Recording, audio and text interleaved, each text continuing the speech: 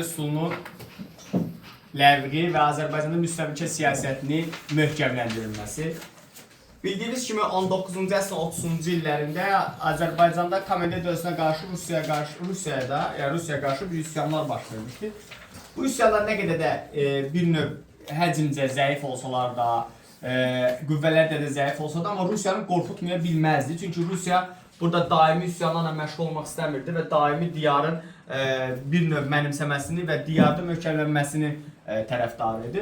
Buna görə də 30-cu illərdə bu üsyanlardan sonra bir növ nümayəndə heyəti göndərmişdi bölgədə və bölgədəki nümayəndə heyəti Çar 1-ci Nikolay raportunda qeyd elədi ki, artıq Komendant Rusulu öz vaxtını doldurur və bu xalqı incidir.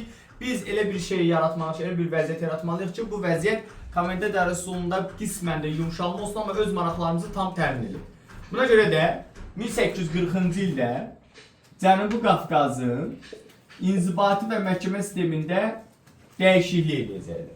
İnzibati və məhkəmə sisteminə görə, birinci inzibati sistemini deyirik, sonra məhkəməyə keçiriləcək. İnzibati sistemə görə Komendant Rusul dövründəki əyalət, dairə, distansiya, erməni vilayəti, komendantlıq bu sözlər və terminlər ləğv olunur.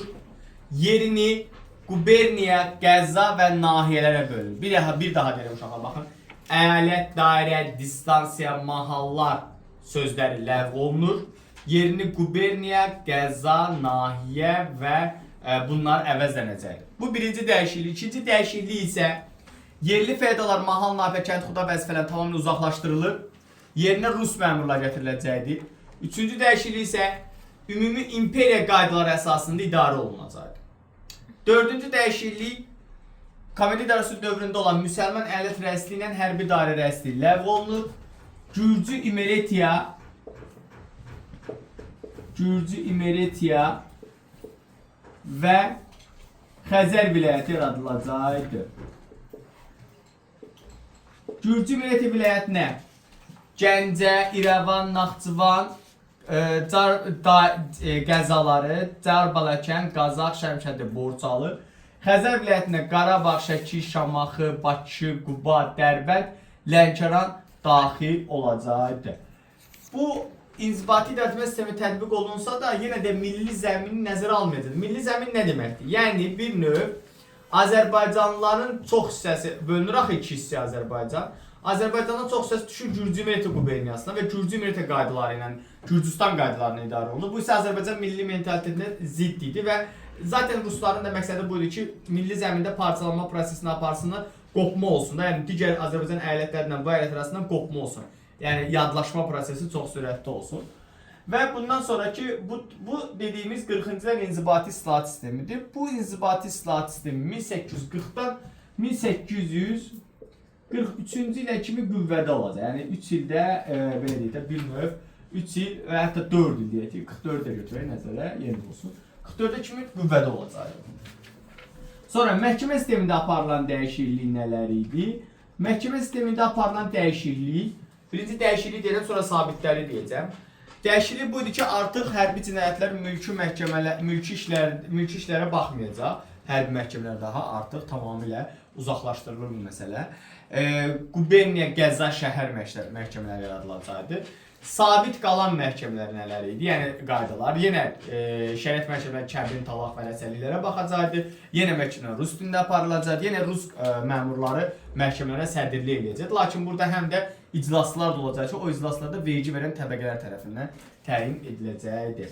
Bu da məhkəmə islahatı. Çar Rusiyası Azərbaycanda inzibati cəhətdən 40-cı ildə ikinci bir addım atacaq. Çünki bölgə inzibati islahat keçirilsə də tam şəkildə Çar Rusiyasının istədiyi kimi olmayacaq. Olmama səbəbi həm dağlıq haqqında mübarizəni tez yekunlaşdırmaq istədi, həm də diyarda möhkəmlənmək istədi.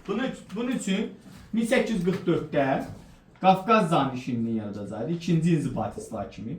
1846-cı ildə isə Azərbaycanda, Cənubi Qafqazda ümumlikdə, Azərbaycan demirik, Cənubi Qafqazda deyirik, Tiflis, Kutaisi, Dərbənd və Şamaxı quberniyaları yaradılacaqdı. Sonraki proses Tiflisdən ayrılacaqdı İrəvan quberniyası 1849-cu ildə. 1849-cu ildə. Sonra Şamaxıda 1859-da zəlzələ olacaqdı. Buna görə mərkəz köçürüləcəkdi Bakıya və Bakı quberniyasına çevriləcəkdi. 1860-da Dərbənd ləğv olunacaqdı və Dərbəndəki Quba qəzası keçəcəkdi Bakının tabeliyinə. Sonra Tiflisdən 1868-ci ildə isə Gəncə quberniyası, yəni Yelizavetpol quberniyası da ayrılacaqdı. Və quberniya idarə sistemi Azərbaycanda tətbiq olunacaqdı 46-cı ildən etibarən. Bundan sonraki proses Çar Rusiyası yenə də bəzi məsələlər qane eləmirdi. Çünki Çar Rusiyası Azərbaycandan möhkəmlənmək üçün orta təbəqənin, yəni yerli bəybağların bir növ dayaqları kimi istifadə eləməli idi. 1840-cı il verilən qərarı var idi. Gürcü bu dedi ki, İnzibati İdarə Məhkəmə sistemi tətbiq olunur, düzdür. Orada bir cümlə dedi ki, bütün idarəsindən yerlilər uzaqlaşdırılır, düzdür. Və yerinə Rus məmurlar gələcəkdi. Bax, o Rus məmurlar gələndə, yerlilər uzaqlaşdırılanda yerlilərə verilən tüyül torpaqlar nə olur? Əllərindən alınacaq. Yəni 40-cı ildə qərar verilir ki, yerli bəybağlar vəzifədən uzaqlaşdırılsın. 1841-ci ildə Gəncə, Qazax və Şəmkərdil, sonra isə Xəzər vilayəti belə deyək də bəybağların, torpaqların müsadirə olunması prosesi baş verir. Lakin bu prosesin baş verməsi bəybağların narazılığına səbəb olur. Məcburiyyət qarşısında qalır 1842-ci ildə bunu dayandırırlar və eyni ildə Tiflisdə komitə yaradırlar. Ali müsəlman silki ilə bağlı onların hüquqlarını təsbit edən bir layihə hazırlansın. Və 1843-cü ildə yerli bəybağları Ali müsəlman silki adlı bir adlandıracaqlar və onların hüquqları təsdiq olunacaqdır. Ali müsəlman silkini yaratmaqda və onların hüquqlarını özünə qaytarmaqda məqsəd bölgədə möhkəmlənməlidir. Və 1846-cı ildə qəbulumuzun əsas suallarından biri 46-6 dekabr reskripti olacaqdır. Reskript nədir uşaqlar? Sərəncam və qanun çərçivəsində bir qərar sayılır. Nədir? Biz Çar Rusiyası dövründə yerli bəybağlar tüyül torpaqların verilməsinə bağlı qərar vermişdik. Düzdür? 1804-dən müddətdə. Amma gah Çar Rusiyası bunu 1830-da əlindən alırdı, gah bir də dayandırırdı, yenə təzədən əlindən alırdı, gah verirdi, gah alırdı. Yəni bu yerli bəybağlar narazılıq edir. Üstünə yerli bəybağların üsyanlarda iştirak etməsi də bu prosesi daha da alovlandıracaqdı və bunu konkret bəybağların əllərindən aldılar. Amma Çar Rusiyası bəybağasız Azərbaycanda möhkəmlənə bilməzdi, kəndini idarə edə bilməzdi. Ona görə də onlara o lazım idi. Ona görə onları nə edəcəkdi? Şirinlikləndirmək üçün və özünə dayaq yaratmaq üçün qərar qəbul etdi. 46 reskripti. Qərar nə idi? Tüyül torpaqları, deyək ki, belə deyək, güləşə bəybağadır. Tüyül torpaqları, onun mülk torpaqlarına eyni kateqoriyaya tətbiq olunacaq. Artıq tüyül torpaqlarının, özündəki olan tüyül torpaqlarını irsən keçə bilər, sata bilər, bağışlaya bilər və kiməsə verə bilər. Rus məmurlarla sosial sahədə, yəni torpaq sahədə eyni kateqoriya sahib olur. Ancaq torpaqda, yəni Çar imperatorunun həm təbəsi Ali müsəlman silki adlandırılır, həm də Rus məmuru təbə sahədir və bərabərdir. Amma bu ancaq hansı sahədədir? Sosial, yəni torpaq sahədir. Sonra yerli bəybağa bu torpağı istədiyi kimi alıb sata bağışlaya bilərdi. Amma bunu bir şərtlə özünün təbəqəsində olan şəxsə verə bilərdi. Yəni özündən xırda adama verə bilməzdi. Özünün təbəqəsinə, yəni varlı təbəqəyə sata bilərdi bunu.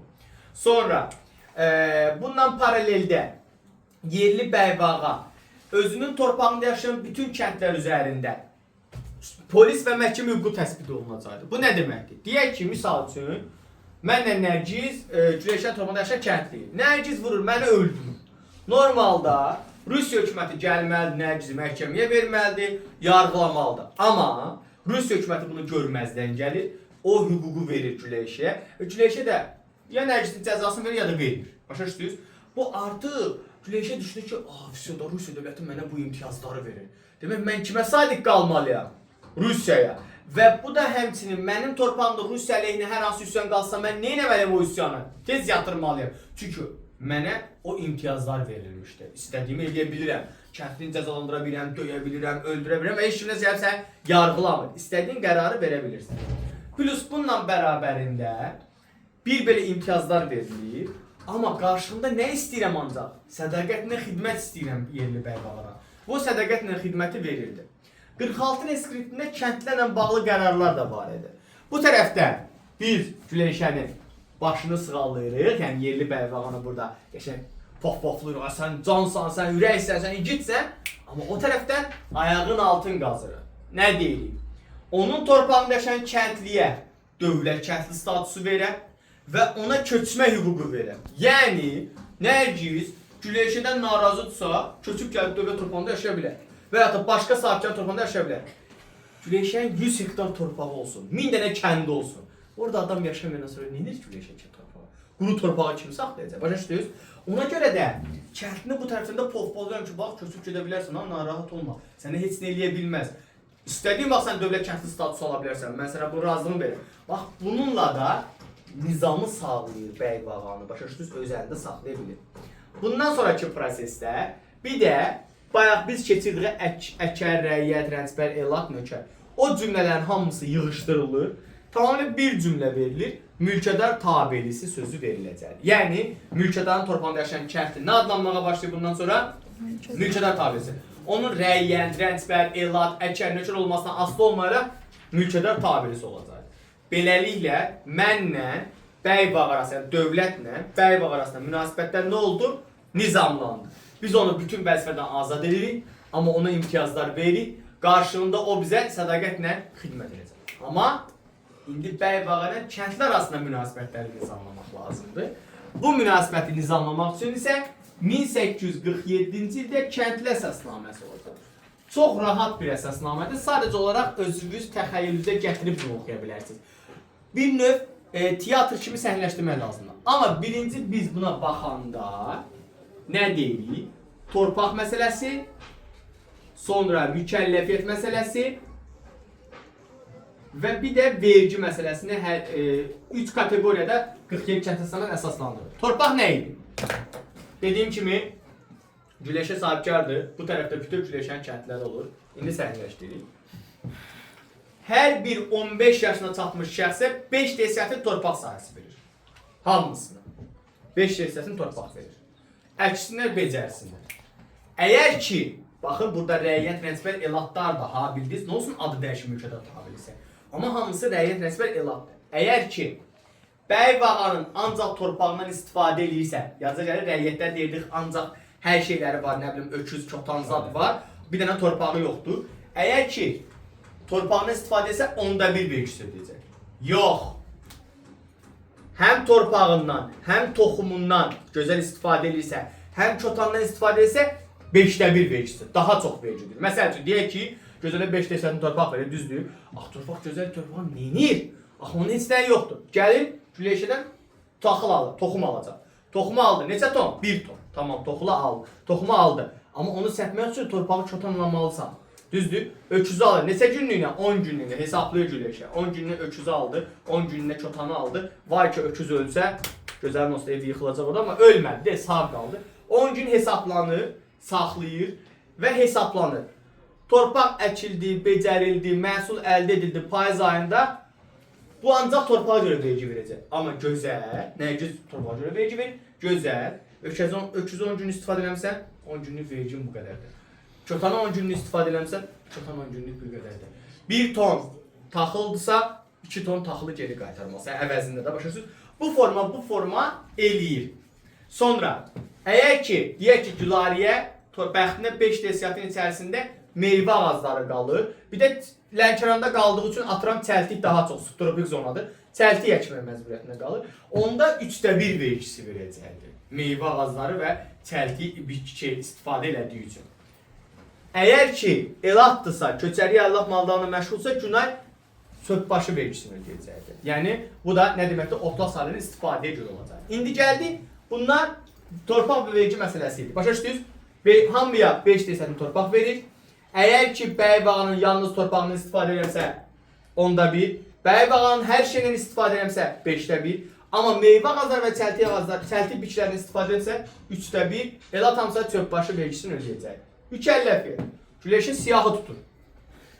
Güləşin özündə torpağı var axı. Onu da əkib becərmək lazımdır və onu əkib becərmək üçün isə adam lazımdır. Siyah tutur. İldə bir dəfə 18 gündə Nərgiz, ildə bir dəfə 18 gün Nərgiz gəlib Güləşən torpağında işləyəcək. Amma Güləşə burada hiylə edir. Elə vaxt seçir ki, Nərgiz öz torpağını əkib becərən vaxtı çağırır Nərgizi. Başa düşdünüz nə demək istəyirəm? Özünün aləti ilə. Ona görə kəndlinin vəziyyəti bərk yığılır bu vəziyyət oldu. Yoxsa niyə kəndli bitərcə dolanacaqdı yəni. Nəysə, apardı 18-ni işləməyə. Sonra ildə bir dəfə 2 günə Nərgiz ailəsindən gedib Güləşən villasını təmizləyir. İndi bu 365 günü əslində normal bölmək olar. Sən bir 100-dən, 1000-dən kəndlin olsa, fonunu buna apara bilirsən də. Gündə otursan evində, gəlirlər, təmizlə, gedirlər. Bax, bu da mükəlləfiyyətdir. Yəni, biyar və əvrəzdir. Biyar dediyimiz ildə bir dəfə 18 günlükdür. Əvrəz dediyimiz ildə bir dəfə 2 günlükdür. Ailə ilə gedib villanı təmizləyəcək. Güləşən malikanəsini təmizləyəcək. Və beləliklə, bəy və ağa ilə kəndlər arasında münasibətlər nizamlanır və bəy və ağa kəndli bir-birlərin hüquqlarını bilir. Amma yenə də 46 reskriptində olduğu kimi bəy və ağanın kəndli üzərində polis məhkəmi var edib. Yenə kəndlilər 46 reskriptdə olduğu kimi köçmə hüququna malik olacaqlar. Bu da sizin kəndli əsas